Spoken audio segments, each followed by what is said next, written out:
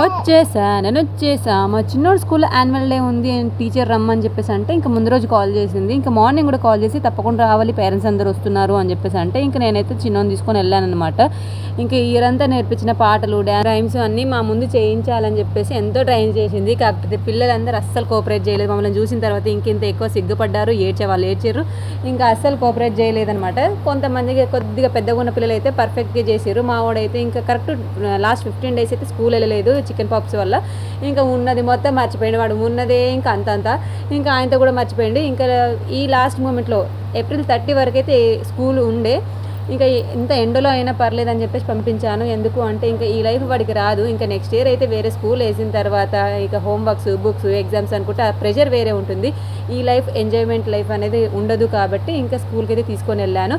వాడి బెస్ట్ ఫ్రెండ్తో ఫొటోస్ అయితే దిగాడు. వాడికి అంగన్వాడీ స్కూల్ అయిపోతుందంటే వాడికి ఎలా ఉందో తెలియదు, కానీ నాకే టెన్షన్ అనిపిస్తుంది.